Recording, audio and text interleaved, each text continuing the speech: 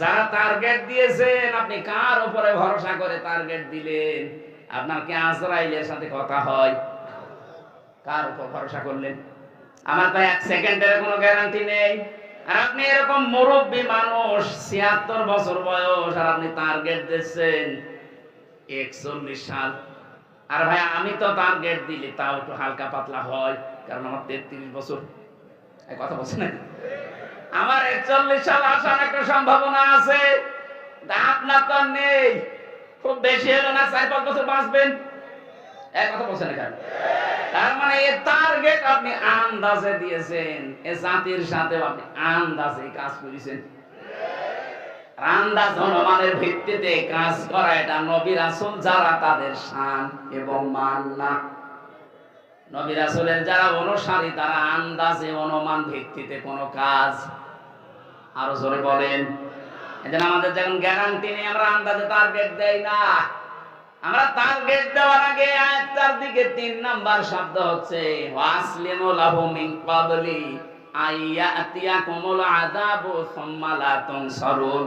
ওই আযাব আসার আগে তোমাকে এই 2টা শর্ত মানা লাগবে। 1 নম্বরে আল্লাহর দিকে ফিরে আসবেন, 2 নম্বরে আত্মসমর্পণ করবেন আল্লাহর বিধান পেলে। কখন? যখন আপনার কাছে মরণ চলে আসবে। আর মরণ কখন আসবে কোনো গ্যারান্টি আছে? আরো জোরে বলেন। বিভিন্ন রকমের সম্মান মর্যাদা আল্লাহ দুনিয়া আখিরাতে বাড়াতেই থাকবে। মুফাসসিরিন ইকরামে আয়াতের জবাব দিয়েছেন, সম্মান মর্যাদা আল্লাহ বুলন্দ করবেন, উঁচা করবেন তাদের সত্যিকার অর্থে যাদের ভেতরে ঈমান আছে। কি আছে বলেন তো? প্রশ্ন আসতে পারে আমার ভেতরে ঈমান নেই। হ্যাঁ, আপনার ঈমান আছে কিনা আপনাকে আমি জিজ্ঞাসা করছি, এবার দেখেন। সাহাবী প্রশ্ন করলেন, হে নবী, আমার ভেতরে যে ঈমান আছে আমি কিভাবে টের পাবো যে আমি ঈমানদার? নবীজি বললেন, ইদা সাররাতকা হাসানাতুকা ওয়া সাআতকা সাজ্জিআতুকা ফাআনতা মুমিন। যখন দেখবে তোমার ভালো কাজগুলো তোমাকে আনন্দ দেয়, আর অন্যায় কাজ করলেই তোমার ভেতর থেকে একটা বাধা আসে, তখন তুমি বুঝবে তুমি ঈমানদার। এ বাংলাদেশে কি ভালো কাজ সবার কাছে ভালো লাগে? বিশেষ করে এই যে পেছনের যে দিনগুলো, ভালো কাজ সবার কাছে ভালো লাগেনি। এই জন্য আমরা দেখতে পেয়েছি পৃথিবীতে সবচাইতে ভালো কাজ আফদালুল ইবাদাতি তিলাওয়াতুল কোরআন। নবীজির ভাষায় যত নফল ইবাদত আছে, সবচাইতে ভালো ইবাদত কোরআনে কারিমের তেলাওয়াত, কোরআনের প্রসার, কোরআনে কারিম প্রতিষ্ঠা, এইগুলো। অথচ 15.5 বছরে সবচাইতে বাধা দিয়েছে মানুষ এই কাজে। অনেক আলেমের কাছ থেকে মাইক পর্যন্ত কোরআন প্রচারের কারণে কেড়ে নিয়েছে। আমি একটা ছোট মানুষ, আমারে পাবনায় আপনারা ঢুকতেই দেননি। আমার বাড়ি অথচ পাশের জেলা কুষ্টিয়ায়। বহুবার আসার চেষ্টা করেছি, 3 বছর তো ছিলাম জায়গা মতো। বাকি সময়টুকু বহুবার চেষ্টা চালালাম, শুধু পাবনা দারুল আমান ট্রাস্টের এই ট্যাগ লাগিয়ে যে না, ওখানে যারা আসে তাদেরকে আমরা আসতে দেব না। কি হয়েছে? পাবনা দারুল আমান ট্রাস্ট পাবনাবাসীর জন্য আল্লাহর একটা নিয়ামত। যিনি বানিয়েছেন শহীদ মাওলানা আব্দুস সুবহান দামাদ বারকাতুহুমুল আলিয়া, মহান আল্লাহ তাকে জান্নাতের সুউচ্চ মাকাম যেন দান করেন। লোকটার কাছে পাবনাবাসী ঋণী। মন থেকে দোয়া করবেন তার জন্য, তাহাজ্জুদের নামাজ পড়ি। যা দিয়ে গেছে এই 55 বছর 53 বছরেও কেউ দিতে পারেনি। বাংলাদেশের এই পাবনা জেলার বিশেষ করে বেড়া সাথিয়ায় আসলে মনে পড়ছে বিশ্ব ইসলামী আন্দোলনের অন্যতম সৈনিক, আমাদের অভিভাবক শহীদ মরহুম মাওলানা মতিয়ার রহমান নিজামী রহমতুল্লাহ আলাইহি। আল্লাহ তার কবরটাকে জান্নাতুল ফেরদাউস বানিয়ে দেন। এই পাবনা দারুল আমান ট্রাস্টে যিনি কথা বলতেন, আন্তর্জাতিক খ্যাতি সম্পন্ন মুফাসসিরে কোরআন শহীদ আল্লামা দেলাওয়ার হোসাইন সাইদি রহমতুল্লাহ আলাইহি। আমি একটা দিন পেয়েছিলাম জেলখানার ভেতরে মাত্র 10 মিনিটের জন্য। আমাকে 8-10টা নসিহত করেছিলেন, আমার মনে আছে এখনো। আপনাদের জন্য আমি সামনে যদি সময় হয় ওগুলো ডেলিভারি দেবো ইনশাআল্লাহ। আল্লাহ তার জীবনের ভালো কাজ যেগুলো কোরআনের সাথে সম্পৃক্ত যেন কবুল করে নেন। মানুষ হিসাবে মানুষগুলোর জীবনে অন্যায় ছিল, এটা আমরা স্বীকার করি। মানুষ বলতে ভুল আছে, সুতরাং যাদের নাম নিলাম এই মানুষগুলোকে আল্লাহ যেন তার গফফার নামের খাতিরে সত্যি মাফ করে দেন। বলেন আমিন। এই কি আসছেন আপনার মানুষ তো এরকম না। আরে ভাই, এটা তো রাজশাহী বিভাগ। কালকে ছিলাম লালমনিরহাট মাঠ গ্রামে, ওইটা ছিল রংপুর বিভাগ। ওই বিভাগের মানুষের নামে একটা ঝামেলা আছে। কি বলেন তো? সম্মানিত মা বোনেরা, আমরা মনে হয় কোন জায়গায় আছেন আমি জানি না, সেখানে আছেন, আপনাদের জায়গা হচ্ছে না। আপনারা একটু সামনের দিকে যদি জায়গা থাকে, 1 হাত জায়গা থাকলেও, 1 বিঘা জায়গা থাকলেও একটু চেপে বসেন। এটা এখন জান্নাতের বাগান হয়ে গেছে। আপনারা যেখানে আছেন আমরা আছি, যদি এটা কলেজের ময়দান, কিন্তু এটা এখন জান্নাতের বাগান। নবীজি বলেন, দুনিয়ার এই ময়দানে কেউ যদি কাউকে একটু জায়গা করে দেয় বসার, আল্লাহ নিজে জান্নাতের ভেতরে তার জন্য জায়গা করে দেবেন। সুতরাং আপনাদেরকে আমরা আহ্বান জানাচ্ছি, একটু নড়ে চড়ে তাদেরকে একটু বসতে দেন। মঞ্চে বসা ওলামায়ে কেরাম, সামনে বসা মুসলমান ভাইরা, পর্দার আড়ালের সম্মানিতা মা এবং বোনেরা, প্রশাসন দেখলাম এসেছে, বহু প্রশাসনের ভাইরা। এখন আর আপনাদের লাগবে না। আমি গত বছরও মনে হয় জেল থেকে বের হওয়ার পরে পাবনা দারুল আমান ট্রাস্টে অনুষ্ঠান ছিল, আপনারা আমারে আসতে দেন। কার ইশারায় দেননি আমরা জানি। সে মানুষগুলো কই? আজকে আসেন তো, এই যে মাইক ছেড়ে দিলাম, নেন, কেড়ে নিন। আজকে আপনি এমন জায়গায় আছেন জনসম্মুখে আর আসার ক্ষমতা নেই। অথচ ইমান যাদের সত্যিকার অর্থে আছে, এই যে হাদিস বললাম, ভালো কাজ দেখলে যাদের ভালো লাগে, অন্যায় দেখলে যাদের কাছে খারাপ লাগে, এদের ইমান আছে। এই ইমান অনুযায়ী এবং যারা এলেম পায়, এলেম অনুযায়ী যারা কাজ করে। আজকে 4টা কথা আছে আয়াতে সফল হওয়ার জন্য। আমরা ওইগুলো তাফসীরের সাথে মিলানোর চেষ্টা চালাবো ইনশাআল্লাহ। এটা রাজনৈতিক মঞ্চ নয়, আর আমি রাজনৈতিক ওইরকম ফিগারও না। যারা আছে রাজনৈতিক ওই ময়দানে, তারা ওই ময়দানের কথা বলবে। আমাদের অভিভাবক, আমাদের মাথার তাজ, আমাদের মুরব্বী ডাক্তার শফিকুর রহমান আমিরে জামাত আমাদেরকে আদেশ দিয়েছেন, নির্দেশ দিয়েছেন তাফসীর মাহফিলগুলোতে তাফসীর করার জন্য। রাজনৈতিক কথাবার্তা বলার, প্রচলিত রাজনৈতিক কথা যেটা, এটা বলার দরকার নেই। এখানে কোরআনের হাদিসের কথা বলবেন, এইটাই আমাদের রাজনীতি। এই কথা বুঝতেছেন? সুতরাং আমরা এই ধাঁচে কথা বলতে চাই। আল্লাহ যেন আমাকে ওই তাওফিক ভিক্ষা দেন। বলেন আমিন। তাহলে 2টা কথা বলেছিলাম, ঈমান যারা আনবে এবং ঈমানের দাবি অনুযায়ী যারা এলেম অনুযায়ী আমল করবে। আমার প্রথম প্রশ্ন, অনেকেই বলবেন আমার ঈমান আছে। হ্যাঁ, ঈমান থাকে না কয়েকটা কাজ করলে। আল্লাহ এই পৃথিবীতে বানিয়েছেন এবং আইন চলবে তার এই ঘোষণা দিয়েছেন। আলা লাহুল খালকু ওয়াল আমরু, এই আয়াত আমি বানালাম। বলেন, সূরা আরাফের ভেতরে আছে, আমি বানিয়েছি, আমার আইন চলবে। সুতরাং আল্লাহর আইন বাদ দিয়ে এই বাংলাদেশে যারা অন্য কারো বানানো আইন প্রতিষ্ঠা করতে চাচ্ছেন, আপনার ঈমান নেই। আপনি যাই বলেন, আপনি নামাজ পড়েন আর রোজা রাখেন আর অন্য যাই কাজ করেন, আমি সংশোধন করলাম, এখন আপনার বিবেকের ব্যাপার। আল্লাহর আইন বাদ দিয়ে পৃথিবীর অন্য কারো আইন যদি এই দেশে কেউ প্রতিষ্ঠা করার জন্য রাজনীতি করেন, আন্দোলন করেন, চেষ্টা করেন, আপনার ঈমান নেই। এটা আমি বানালাম। সূরা বাকারা 2 নম্বর পারা 4 নম্বর পৃষ্ঠা 3 নম্বর লাইনে আয়াতটা আর এক জায়গায় আছে। আন্নাল কুওয়াতা লিল্লাহি জামিআ, সমস্ত ক্ষমতার উৎসকে। কিন্তু বাংলাদেশে বহু রাজনৈতিক দলের গঠনতন্ত্রে লেখা আছে ক্ষমতার উৎস জনগণ। এই আয়াতের সাথে পুরা সাংঘর্ষিক। বাংলাদেশ জামাতে ইসলামের গঠনতন্ত্রে এইটা লেখা ছিল না, এই জন্য তাদের নিবন্ধন পর্যন্ত জালেমরা বাতিল করে দিয়েছিল। আপনি কেমন ইমানদার যে আপনার নিবন্ধন বাতিল হয় না? আর এদেরটা বাতিল হয়ে যায় শুধু আল্লাহর উপরে এই কথাটা লেখা থাকার কারণে। যদিও আল্লাহ এখন 5 দিন পরে যারা নিষিদ্ধ করেছিল 5 দিন আগে, 5 দিনের ভেতরে আল্লাহ তাদেরকে নিজের হাতে নিষিদ্ধ করে দিয়েছে। আপনি দেখেন বাস্তবে যাদের নিষিদ্ধ করা হয়েছে ওদেরকে এখন অনেকে বৈধতা দেওয়ার জন্য বিভিন্ন জায়গায় কথা চলছে। এদেশের অন্তর্বর্তীকালীন সরকার যিনি আছেন তিনি বুঝে শুনে তাদেরকে নিষিদ্ধ করেছে।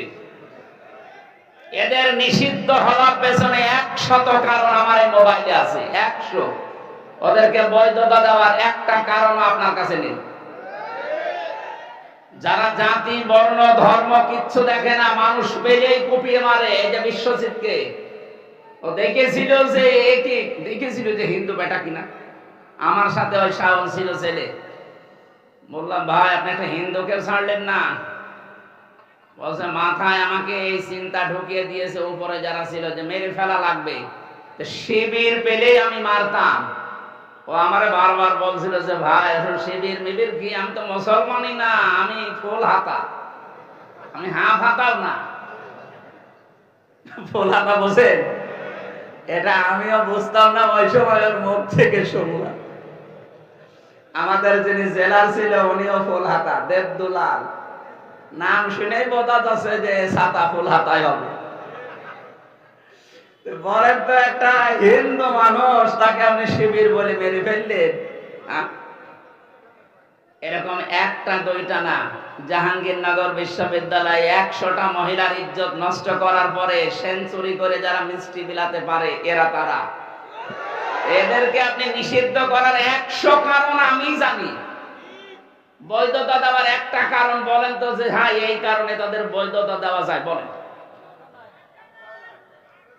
সুতরাং যারা চিন্তা ভাবনা করেছে, আমি চাই মানুষ হত্যার সাথে দেশে যারা জড়িত, বিশেষ করে গণহত্যার সাথে 2006 সালের 28 অক্টোবর থেকে শুরু করে 24 সালের আগস্টের 5 তারিখ পর্যন্ত যত হত্যা হয়েছে এর সাথে যারা জড়িত তাদের নিষিদ্ধ করা লাগবে।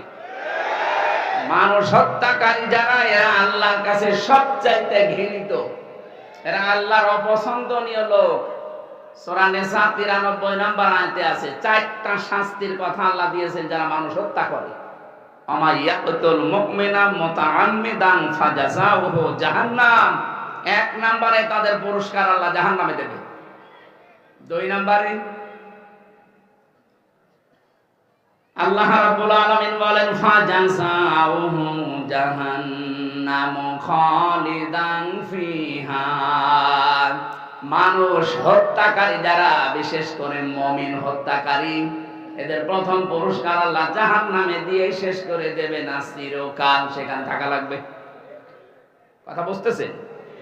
শুধু এতটুকু আল্লাহ শেষ করেননি, আগাদিবাল্লাহু আলাইহি, আল্লাহ রেগে থাকবেন তাদের উপরে, ওয়ালাআনাহু, তাদের উপর আল্লাহ নিজে বরদোয়া দেবেন, লানত দেবেন, ওয়া'আদ্দা লাহু আযাবান আযীমা, তাদের জন্য যন্ত্রণাদায়ক শাস্তি আল্লাহ রেডি করে রাখছেন। বলেন নাউজুবিল্লাহ। আপনি আর কাজ পেলেন না, মানুষ হত্যাটাকেই বেছে নিলেন। গণহত্যার সাথে যারা জড়িত, পৃথিবীর ইতিহাস তাদেরকে ঘৃণিত করে ছেড়ে দিয়েছে। হিটলার, চেঙ্গিস খান, কথা বলছেন, এই মানুষগুলো মানুষ হত্যার সাথে জড়িত ছিল। একটা জীবনের মূল্য আল্লাহর কাছে এত বেশি। কোরআন পড়ে আমি 3টি পাপের শাস্তি পেয়েছি ডবল। আপনি একটা অপরাধ করলে আপনার শাস্তি একটা হবে। মান জাবিল হাসানাতি ফালাহু আশরু আমসালিহা ওয়া মান জাবিস সাইয়্যাতি ফালা ইউজসা ইল্লা মিসলাহা ওয়া হুম লা ইউযলামুন। বলেন আল্লাহু আকবার। কোরআনে কারীম জানাচ্ছে কোন মানুষ যদি একটা ভালো কাজ করে আল্লাহ কমপক্ষে 10 গুণ তাকে নেকি বৃদ্ধি করে দেয়। সিস্টেম অপর পৃষ্ঠায় দেখুন, কোন মানুষ যদি একটা অন্যায় কাজ করে তার শাস্তি আল্লাহ অতটুকুই দেবেন, একটা, তার উপরে জুলুম করা হবে না। কিন্তু এই 3টা পাপের শাস্তি আল্লাহ আলাদা ভাবে বর্ণনা দিচ্ছেন। এই তিনটা পাপ যারা দুনিয়ায় করবে তাদের শাস্তি একটা না, ডবল হবে। يضاعف له العذاب يوم القيامة إلى آخر آية সূরা ফুরকান 19 নাম্বার পারার 5 নাম্বার পৃষ্ঠার প্রথম নাম্বার লাইনের 69 নাম্বার আয়াতের প্রথম অংশে আছে আল্লাহ বলেন তাদের শাস্তি আমি ডবল দেব। কাদের? এর আগে আল্লাহ তিনটা কথা জানিয়েছেন, ভালো করে মিলাবেন। আমি জানি আমাদের রাজশাহী, খুলনা, রংপুরে সমস্ত বিভাগে এই গুনাহগুলো আছে, কিন্তু হালকা। এগুলো বেশি চট্টগ্রাম আর সিলেটে।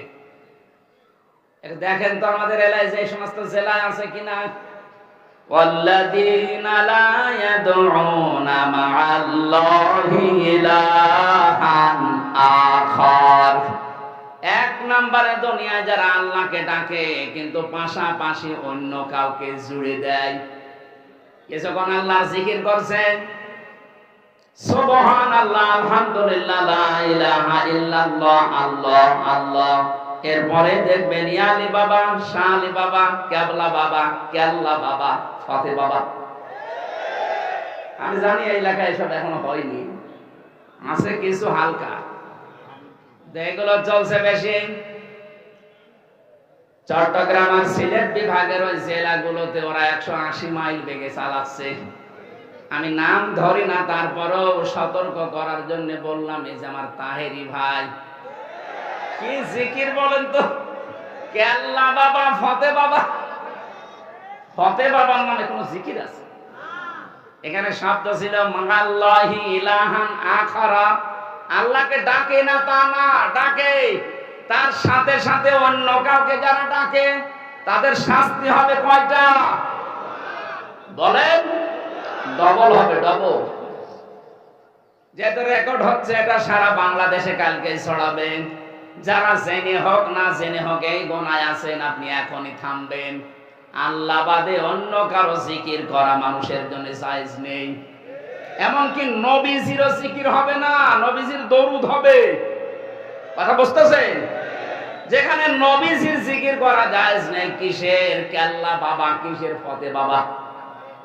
আজকে থেকে সতর্ক হবে। এই ধান্দায় কিন্তু ওরা মানুষকে জাহান্নামে নিয়ে যাচ্ছে।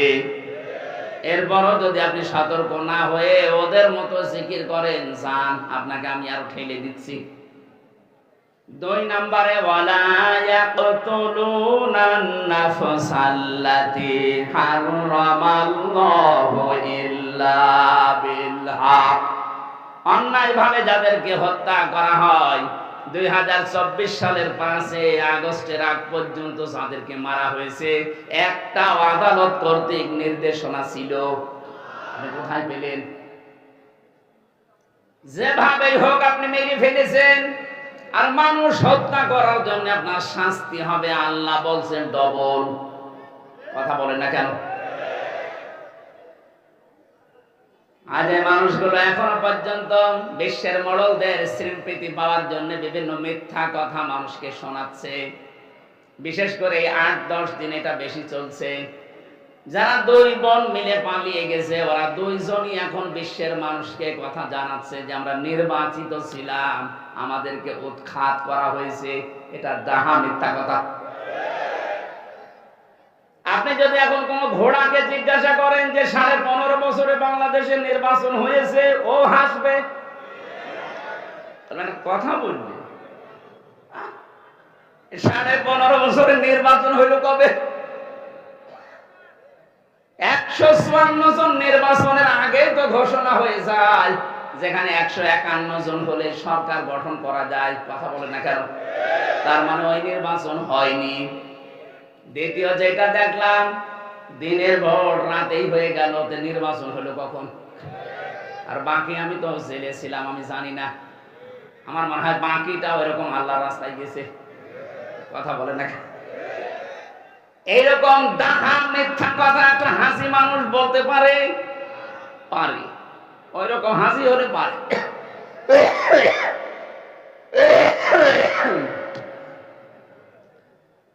হাসি ওই রকম হলে পারে। হাসি আমি আরো দেখেছি দুনিয়াতে। তাদেরকে আপনি পিটিয়ে মেরে ফেলবেন, তারপরও মুখ দিয়ে মিথ্যা বলাতে পারবেন না। কারণ আল্লাহর ঘর যে দেখে আসে, এরপরও যদি ওর হেদায়েত না হয়, ওর কপালে আর হেদায়েত নেই। কোরআনে কারিমে আল্লাহ জানিয়েছেন, ইন্না আউয়ালা বাইতি উযিআ লিন-নাসি লাল্লাযী বিবাক্কাতা মুবারাকান ওয়া হুদাল লিল আলামিন।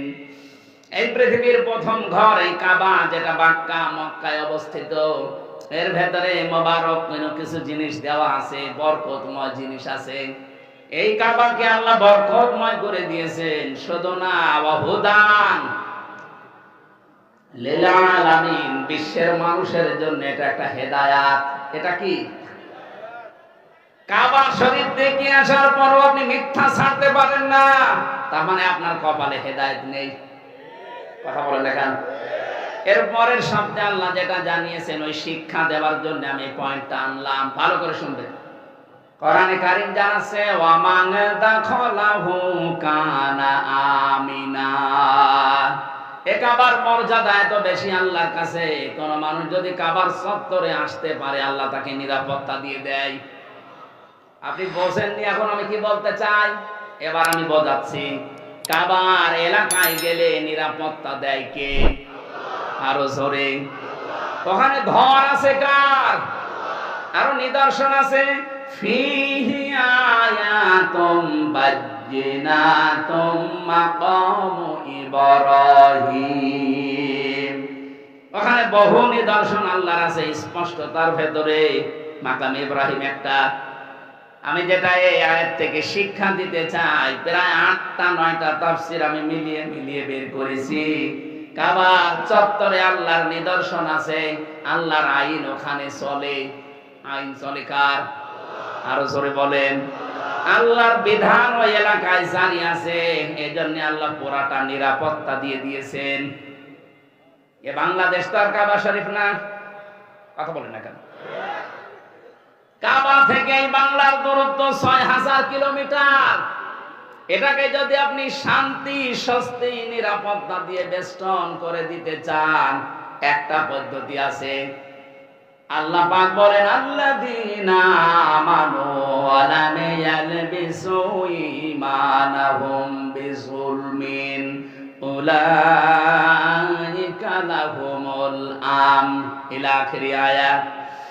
সূরা আন-নাম 82 নম্বর আয়াতের প্রথম অংশে আছে, তোমরা যারা ঈমান আনবে আর ঈমানের সাথে যদি জুলুমকে মিশ্রণ না করো, এখানে জুলমিন আই শিরকিন, নিজের ঈমানের সাথে যদি শিরিক মিশ্রণ না করো, আমি আল্লাহ নিজে বলছি উলাইকা, এইভাবে আল্লাহ দেখিয়েছেন। এটা ইসমে ইশারা। আল্লাহ পাক বলেন, এই হাতের আমার কুদরতি হাত, এভাবে ইঙ্গিত দিয়ে পাবনা বেড়া কলেজ ময়দানে যারা বসে আছে তাদেরকে আমি বলছি, এই মানুষগুলো যদি তাদের ঈমানের সাথে শিরিকের জুলুমের মিশ্রণ না করে, আমি আল্লাহ নিজে গ্যারান্টি দিলাম, তাদেরকে আমি আল্লাহ নিজের পক্ষ থেকে নিরাপত্তা দিয়ে দেব। কাবার চত্বরে নিরাপত্তা দেয় কে? আরো জোরে। আমাদের এই 56,000 বর্গ মাইল যদি আমরা নিরাপত্তার বেষ্টনী দিতে চাই, এই মুহূর্তে বাংলার জনগণকে সিদ্ধান্ত নেওয়া লাগবে, শিরিকের সাথে জুলুমের সাথে আমার ঈমানকে আমি মিশ্রণ ঘটাবো না। আল্লাহর ওয়াদা সত্য না মিথ্যা? আপনি একটু মিলিয়ে দেখেন, আমাদের ঈমান যাই আছে, যদি শিরিক না থাকে ঈমানের সাথে, যতটুকু ঈমান আছে ঈমানে আল্লাহ আমাদের শান্তি, স্বস্তি, নিরাপত্তা দেবেন। উলাইকা লাহুমুল আমন, তাদের জন্য আমার নিরাপত্তা। সুতরাং আমরা চাই আমাদের যাদের শিরিক আছে, এই শিরিক আমরা ঈমানের সাথে যেন মিশ্রণ না করি। এই জন্য দ্বিতীয় পয়েন্ট আমি এ পর্যন্ত এনেছি।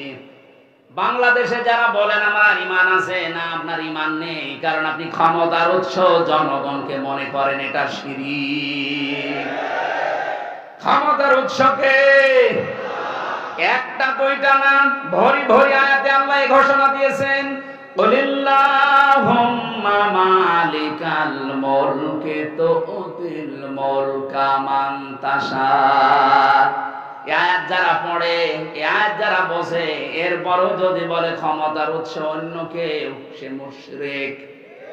আরো জোরে বলেন। সুতরাং আমরা যারা জেনে হোক না জেনে হোক এই শিরকে আছে, এক্ষুনি আপনার আকীদা, ঈমান, বিশ্বাস পাল্টাবেন। যারা আজ বলেন বাংলাদেশ জামাত ইসলামী, এদের আকীদা ঠিক নেই, এদের আকীদা যদি ঠিক না থাকবে, এইটা তাদের গঠনতন্ত্রে লেখা থাকতো না যে ক্ষমতার উৎস আল্লাহ। এই কথা বলেন না কেন? আন্দাজে উল্টা পাল্টা ফতোয়া দিয়ে মানুষের কাছে তাদের কালার করতে চান। মিথ্যা অপবাদ কারো উপরে চাপিয়ে দেওয়া, তার উপরে জুলুমের নামান্তর। আজ বাংলার বহু আলেম নাম নিয়ে আবাহমান কাল থেকে দেশে ইসলামী আন্দোলন, একামতে দিনের এই নেতা কর্মীদের ঘায়েল করার জন্য অস্ত্র হিসেবে ব্যবহার করছেন। এটা ডাহা, মিথ্যা। আমরা চাই আপনাদের যাই জ্ঞান আছে কাজে লাগান, কিন্তু এই মানুষগুলোর উপরে জুলুম করবেন না। এটা আপনি জুলুম করছেন জেনে বুঝে। আপনি দেখতে পেলেন ওদের আকীদা ঠিক আছে, এই কারণে জালেমরা নিষিদ্ধ করে দিল। আকীদা যদি ঠিক না থাকে তা আপনারটা ঠিক নেই, আপনারা তো নিষিদ্ধ করে না। এক কথা বলছেন না? আমরা এই দেশে আল্লাহ একমাত্র ক্ষমতার উৎস মানি যারা, তারাই বিপদে আছি আর বিপদে থাকবো, এইটাই বাস্তবতা। আমরা এগুলো কেয়ার করছি না, কারণ আমাদের মালিক যিনি, ক্ষমতার মালিক যিনি, আমরা যেদিন বিশ্বাস করেছি সেদিন এগুলো সব মাথায় চাপিয়ে নিয়েছি। ডোন্ট কেয়ার, কিছুই মনে হয় না। যেই দিন এই রাস্তায় আসার সময় বলেছি ইন্না সলাতি ওয়া নুসুকি ওয়া মাহইয়ায়া ওয়া মামাতি লিল্লাহি রাব্বিল আলামিন। কিসের জেল, কিসের জরিমানা, কিসের আয়না ঘর? তামাম দুনিয়াকেও যদি কেউ আয়না ঘর বানিয়ে ফেলে, আয়াত যারা বিশ্বাস করে, আকীদা নিয়ে, ঈমান নিয়ে পড়েছে, তাদেরকে পেছনে হটানো যাবে না। এই কথা শোনা রাখো ভাই।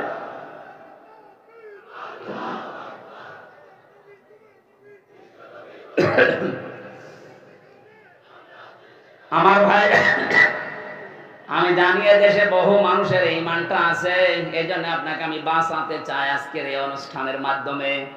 আপনি যদি একটু মগজটা কাজে লাগান, আপনার বুদ্ধিটা একটু খাটান, দেখবেন পরিষ্কার হয়ে যাবে। এই শিরিকের কারণে আজ আমাদের দেশে নিরাপত্তা নেই। কথা বলে না কেন? তাছাড়া আল্লাহর গ্যারান্টি তো মিথ্যা হওয়ার কথা না।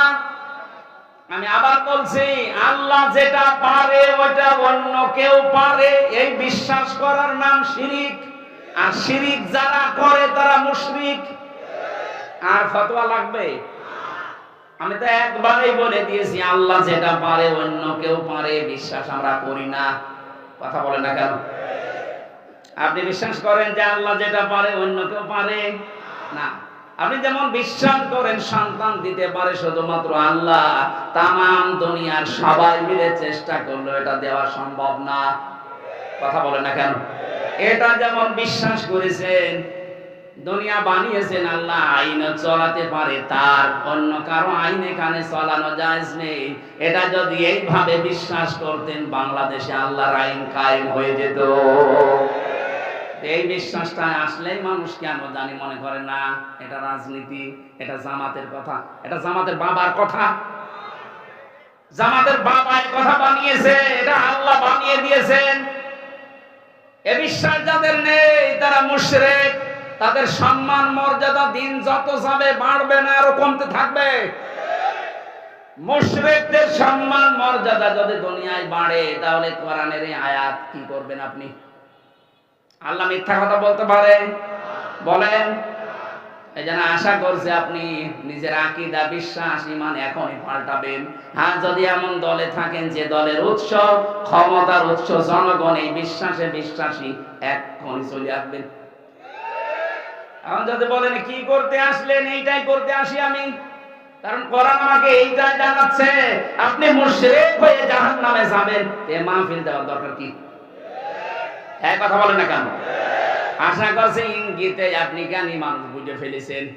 এরপরেও যদি না বোঝার ভান করে থাকেন, আমার মনে হয় আপনাকে ওয়াজে কাজ হবে না। কিসের কোরআন শরীফ, বুখারী শরীফ? আপনার বাকারি শরীফ লাগবে। মরণ ছাড়া আপনার আর পরিবর্তন নেই। আমি দোয়া করছি মুসাফির অবস্থায় আল্লাহ আপনাকে যেন সম্মতি দেন, অন্তত হযরত ওমরের মতো মানুষকে যদি আল্লাহ ফিরিয়ে নিয়ে এসে সোনার মানুষ বানাতে পারে, আমাদেরকেও আল্লাহ পারবে। এই কথা বলে না কেন? যাদের আকীদা বিশ্বাস এরকম খারাপ আছে, ফিরে আসেন। ক্ষমতার উৎস কে? আরো জোরে।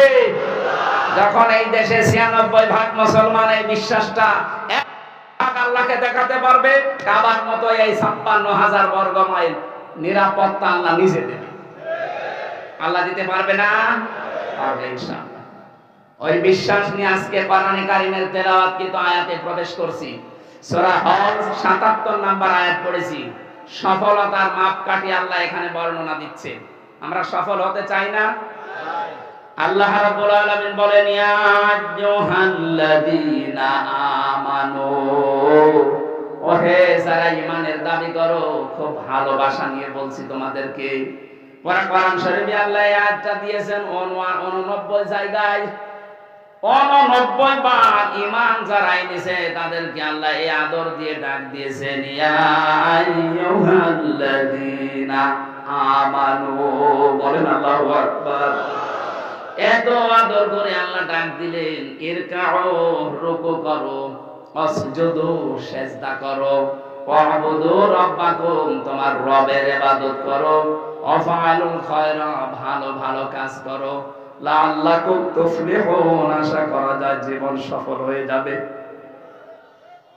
এই ওয়াজটা করলেন কে বলেন তো? নাকি আমি এই ওয়াজ বানালাম? তাহলে আমাদের এখন সফলতার মাপকাঠি, প্রথম জীবনে আমাদের রুকু থাকা লাগবে। রুকু মানে কি?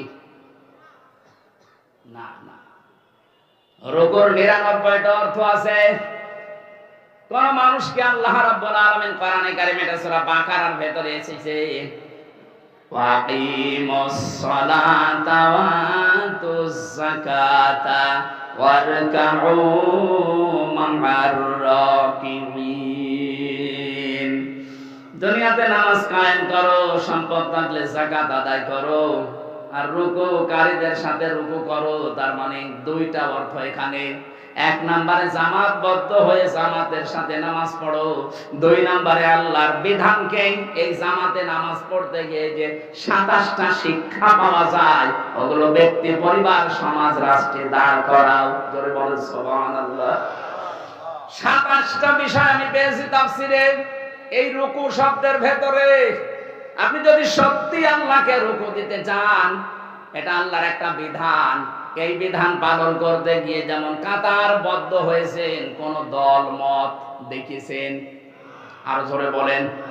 রুকু আল্লাহর বিধান পালন করার জন্য যখন আপনি দাঁড়িয়ে যান, কেউ কি এই চিন্তা করে দাঁড়ায় যে আমার দুই পাশে যারা দাঁড়াবে শুধু জামাত ইসলাম দাঁড়াবে, অন্য কেউ দাঁড়ালে আমি ওরে পেছনে দিয়ে দেব? কথা বলেন না কেন? এখানে যেমন আপনার মন উদার, আল্লাহ এইটাই আপনাকে পরিবার, সমাজ এবং রাষ্ট্রে দেখাতে চাই। ও হামজা, এখানে যেমন আল্লাহর একটা বিধান তুমি পালন করবে, রুকু, এটার জন্য যেমন সব এক হয়ে গেছো, এখান থেকে শেষ করে যখন ব্যক্তি, পরিবার, সমাজ আর রাষ্ট্রে যাবে, তখন আল্লাহর একটা দুইটা বিধান নেই, এরকম রুকুর মতো বিধান আছে ৪৯৯টা। কোরআনে আল্লাহ বিধান দিয়েছেন ৫০০টা, ওখানে কায়েম হবে মাত্র একটা। এখনো কয়টা আছে? ৪৯৯টা এই বিধান। এগুলো আর নামাজের ভেতরে নেই, এগুলো আছে ব্যক্তি, পরিবার, সমাজ, রাষ্ট্রে। ওইগুলো যে আমি আল্লাহকে দেখাতে হবে, তাহলে তোমার রুকু কবুল হবে। আয়াতের দ্বিতীয় অর্থ এইটাই পেয়েছি। এখানে যে রুকু দিলে, এই রুকুটা জামাতবদ্ধ হয়ে দিয়েছো, এভাবে জামাতবদ্ধ হয়ে আল্লাহর আইনগুলো প্রতিষ্ঠার জন্য কাজ করবা, এর নাম রুকু। এই কাজটা মানুষ এখনো বোঝে না। বুঝলে অনেকে শুধু রাজনীতি রাজনীতি এই গন্ধ খোঁজে। এখানে রাজনীতি পেলেন কোথায় আপনি? রুকু করার জন্য আল্লাহর আদেশ, ওয়ারকাউ মা'আর রাকিঈন, রুকুকারীদের সাথে রুকু করো।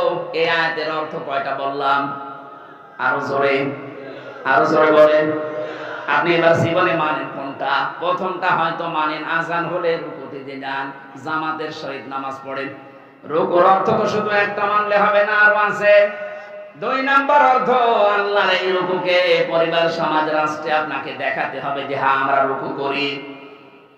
এই যে যারা বাংলাদেশে তাওবা করছি আমরা, অনেক মানুষ আছে শুধু আস্তাগফিরুল্লাহ আস্তাগফিরুল্লাহ পড়ে শেষ করে দিচ্ছেন। না, আপনার তাওবা এভাবে হবে না। এটা তো একটা বাক্য মাত্র।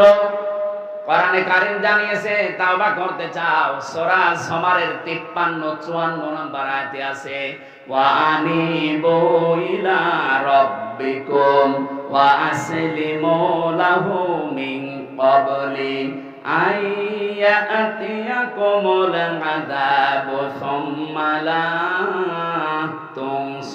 তুনসারুন। আল্লাহ পাক বলেন, 1 নম্বরে তোকে আমার দিকে ফিরে আসা লাগবে, যে আনিবু ইলা রাব্বিকুম, তোর রবের দিকে ফিরে আসা লাগবে, ওয়া আসলিমু, সারেন্ডার করা লাগবে। ওই রুকু মানে যেমন মাথা ঝোঁকানো, আসলিমু মানে মাথা ঝোঁকানো, সারেন্ডার করা। আপনাকে আল্লাহর দিকে 1 নম্বরে ফিরে আসা লাগবে। 2 নম্বরে সমর্থন, আল্লাহর যত আছে, আল্লাহর আইন আছে, তার সামনে সারেন্ডার করা লাগবে, আত্মসমর্পণ। এই 2টা কাজ আপনি কখন করবেন? 41 সালে। কথা বলেন না কেন? যারা টার্গেট দিয়েছেন, আপনি কার উপরে ভরসা করে টার্গেট দিলেন? আপনার কি আজরাইলের সাথে কথা হয়? কার উপর ভরসা করলেন? আমার তো 1 সেকেন্ডের কোনো গ্যারান্টি নেই। আর আপনি এরকম মুরব্বী মানুষ, 76 বছর বয়স, আর আপনি টার্গেট দিচ্ছেন 41 সাল। আর ভাই, আমি তো টার্গেট দিলে তাও একটু হালকা পাতলা হয়, কারণ আমার 33 বছর। এই কথা বলছেন না? আমার 41 সাল আসার একটা সম্ভাবনা আছে, আপনার তো নেই। খুব বেশি হলো না 4-5 বছর বাঁচবেন। এই কথা বলছেন না কেন? তার মানে এই টার্গেট আপনি আন্দাজে দিয়েছেন, এই জাতির সাথে আপনি আন্দাজে কাজ করেছেন। আন্দাজ অনুমানের ভিত্তিতে কাজ করা, এটা নবী রাসূল যারা, তাদের শান এবং মান না। নবী রাসূলের যারা অনুসারী, তারা আন্দাজে অনুমান ভিত্তিতে কোনো কাজ। আরো জোরে বলেন। এজন্য আমাদের যখন গ্যারান্টি নেই, আমরা আন্দাজে টার্গেট দেই না। আমরা টার্গেট দেওয়ার আগে আয়াতটার দিকে 3 নাম্বার শব্দ হচ্ছে, ওয়াসলিমু লাহু মিন ক্বাবলি আইয়াতিয়াকুমুল আযাবু সুম্মা লা তুনসারুন। ওই আযাব আসার আগে তোমাকে এই 2টা শর্ত মানা লাগবে। 1 নম্বরে আল্লাহর দিকে ফিরে আসবেন, 2 নম্বরে আত্মসমর্পণ করবেন আল্লাহর বিধান পেলে। কখন? যখন আপনার কাছে মরণ চলে আসবে। আর মরণ কখন আসবে কোনো গ্যারান্টি আছে? আরো জোরে বলেন। আমরা বাংলাদেশে এই তাওবাটা যদি বুঝে করতে পারতাম, এই 15.5 বছরে যে জুলুম, অত্যাচার, নির্যাতন হয়েছে, আগামীতে অনেকেই এই চিন্তায় আছে যে আগে একটু বসে নেই, এর চাইতে বেশি করব। তাদেরও এটা বন্ধ হয়ে যেত। কথা বলেন ঠিক কিনা? তাওবা ভালো করে শুনে রাখেন, অপরাধ যার কাছে স্বীকার করবেন তার কাছে, এইটার নাম তাওবা। আর এটা আমরা বাংলাদেশের মানুষ অনেকে বুঝি না, বোঝাতেও পারি না। ও অন্যায় করছে আমির হামজার কাছে, আর কাবার গিলাফ ধরে মাফ চাচ্ছে আল্লাহর কাছে। আরে ভাই, আপনি আল্লাহর কাছে দোষ করেছেন। কথা বলেন না কেন? জেলখানায় আমার সাথে এক ওসি ছিল, উনি আমারে বলছে, হুজুর আমার তাওবা দেখেন তো হলো কিনা, বলেন। যে নির্বাচন গেল, এই নির্বাচনে রাত 12টার পর থেকে আমার এসআই, এএসআই এবং কনস্টেবল যারা ছিল, আরো কিছু মানুষকে সাথে নিয়ে রাত 12টার পর থেকে আল্লাহর নামে আমি ভোট কাটা আরম্ভ করলাম। ফজরের নামাজ পর্যন্ত কাজ কারবার কমপ্লিট করে জায়গা মতো পাঠিয়ে দিলাম। এরপরে আমি গোসল করলাম, ওযু করার পরে 2 রাকাত নফল নামাজ পড়ে বললাম, আস্তাগফিরুল্লাহ, আমার তাওবা হয়েছে। আপনি তো আর আল্লাহর কাছে দোষ করেননি যে আস্তাগফিরুল্লাহ পড়বেন। আপনি দোষ করেছেন হামজার মতো 3.5 লাখ 4.5 লাখ হামজার কাছে। একটা এমপি বানাতে 3.5-4.5 লাখ মানুষ লাগে, তাদের সবারটা আপনি নিজেই দিয়ে নিলেন। আপনি তো দোষ আল্লাহর কাছে করেননি, দোষ করেছেন যাদের কাছে, ওদের কাছে আগে যে ক্ষমা চান। কথা বলেন না কেন? ভয়ঙ্কর বিষয়। আপনি ক্ষমা নাই চাইবেন, কিন্তু সেই কয় বছর আপনি ছেলে আছেন, এর ভেতরে তো বহু মানুষ দুনিয়া থেকে বিদায় নিয়েছে, তাদের কাছে ক্ষমা চাবেন কি করে? তার মানে আপনার মাফ নেই। এক কথা বলেন এখানে, জালেমকে টিকিয়ে রাখলে আপনি নিজের সর্বনাশ নিজে করেছেন। এই জন্য আমরা চাই তাওবা, অপরাধ যার কাছে আগে তার কাছে যাবেন। যে যদি তার ক্ষতি করে থাকেন তার ক্ষতিপূরণ দেবেন। এই 15.5 বছরে আপনার জন্য অনেকে ব্যবসা করতে পারে নাই, এক কথা বলে না কেন? এই 15.5 বছরে অনেকে এমন এমন চেয়ারে যাওয়ার কথা ছিল যেখানে আপনার কারণে যেতে পারে নাই। এমন মানুষ দেশে নেই। আপনি তার ক্ষতিপূরণ দেবেন আগে। এখন যদি বলেন ওই চেয়ারে আমি বসাবো কি করে, আমি তো পালিয়ে বেড়াচ্ছি, না, আপনার তাওবা তাহলে আস্তাগফিরুল্লাহ হবে না। যার ক্ষতি যেইভাবে করেছেন ওই ক্ষতিপূরণ ওইভাবে দেওয়া লাগবে। আমার জীবন থেকে 3টা বছর বিনা কারণে আপনি কেড়ে নিয়েছেন। আমার বাবার কাছ থেকে 30 থেকে 32 লাখ টাকা খেয়েছেন। আগে এই টাকাগুলো ফেরত দেবেন, ক্ষতিপূরণ। আর 3 বছর আমার মতো ফাঁসির কন্ডেম ছেলে থাকবেন, এরপরে বলেন হামজা মাফ করে দেন। এসব কিছু নেই, চামড়ার মুখ, আস্তাগফিরুল্লাহ, ভণ্ডামি করার জায়গা পান না। কথা কি কড়া হয়ে গেল নাকি? কিসের কড়া? এখনো শুরু হয়নি।